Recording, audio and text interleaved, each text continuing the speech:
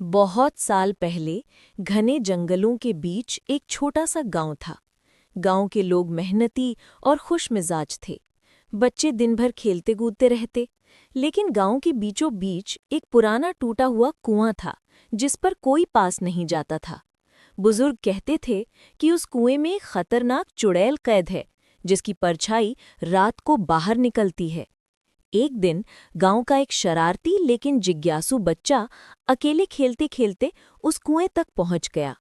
उसने नीचे झांककर देखा तो पानी गहरा और काला था। अचानक पानी से अजीब बुलबुले उठने लगे और धुआं निकलने लगा। धुएं के बीच से चुड़ैल निकली।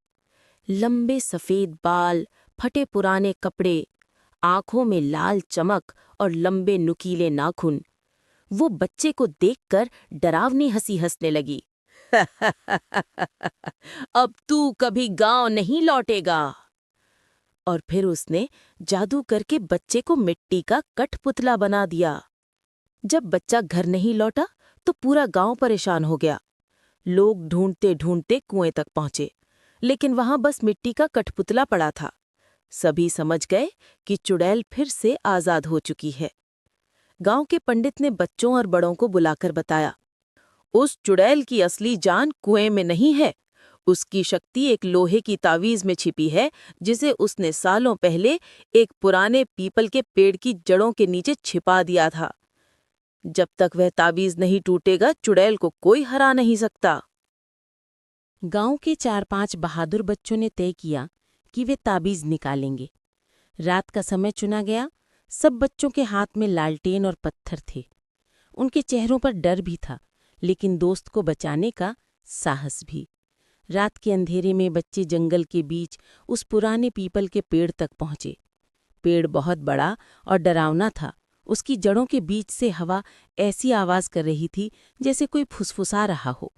अचानक पेड़ के आसपास कौवे और चमगादड़ मंडराने लगे। जैसे ही बच्चे खुदाई करने लगे, चुड़ैल वहां आ गई। आकाश काला हो गया, बिजली चमकने लगी, हवा तेज चलने लगी। चुड़ैल ने जादू किया और बच्चों को डराने के लिए भूत जैसी परछाइयां बुला लीं। लेकिन बच्चों ने हार नहीं मानी। एक बच्चे को मिट्टी के नीचे से चमकती हुई लोहे की तावीज मिली। तभी चुड़ैल गरजी, उसे मत छूना, वो मेरी जान है। लेकिन बहादुर बच्ची ने हिम्मत दिखाकर तावीज को उठाया और पत्थर से जोर से तोड़ दिया। जैसे ही ताबीज टूटा, पूरे जंगल में एक तेज रोशनी फैली। चुड़ैल जोर से चीखी। उसका शरीर धीरे धीरे राख में बदलने लगा। आसमान साफ हो गया। सारी परछाइयां गायब हो गईं। साथ ही मिट्टी का कठपुतला पिघलकर धीरे धीरे इंसान में बदल गया। वो बच्चा वापस जीवित और सुरक्षित हो गया। उसकी आंखों से आंसू की जगह मुस्कान आ गई। गांव में सुबह का समय, सूरज की रोशनी और शांति छा गई। बच्चे खुशी खुशी खेल रहे थे। बुजुर्ग मुस्कराकर बोले, हिम्मत और एकता से सबसे बड़ा डर भी मिटाया जा सकता है।